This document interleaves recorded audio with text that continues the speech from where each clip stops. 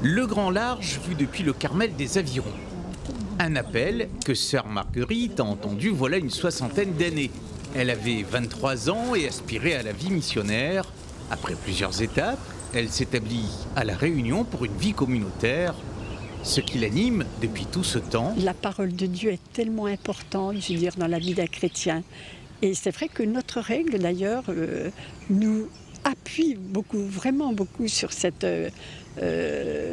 point, en nous disant « tu méditeras jour et nuit la parole du Seigneur ».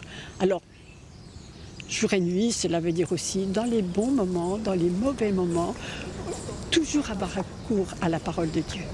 Et c'est ça qui m'a tenue, et c'est ça qui me fait tenir encore. La décision d'établir un cloître aux Avirons remonte à 1983. Aujourd'hui, elles sont 12 carmélites à accompagner sœur Félicia, la prieure, dans une mission de don de soi, de service. Notre vie, on va dire, c'est notre vie principalement de prière et qui amène vraiment donc à la contemplation.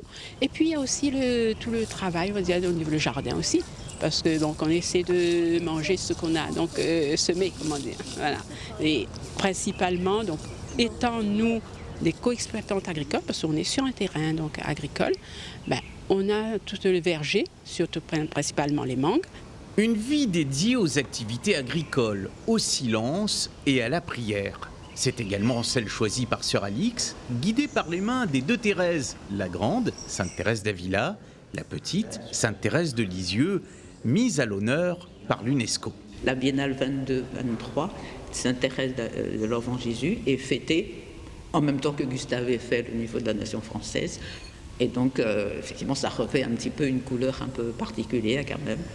J'allais dire qu'une figure religieuse qui était présentée à l'UNESCO aussi bien par des conférences épiscopales que soutenue par le gouvernement français pour qu'elle soit une figure fêtée cette année, ça quand même aussi quand même tout son poids. Le traditionnel pèlerinage du 1er octobre coïncide cette année avec une triple célébration. La Biennale de l'UNESCO dédiée à Sainte Thérèse de Lisieux, les 150 ans de sa naissance, les 100 ans de sa béatification, l'occasion d'en apprendre un peu plus sur Thérèse de l'Enfant Jésus qui a été proclamée 33e docteur de l'Église par Jean-Paul II et dont l'action se traduit par une phrase qui lui était chère « Aimer c'est tout donner et se donner soi-même ».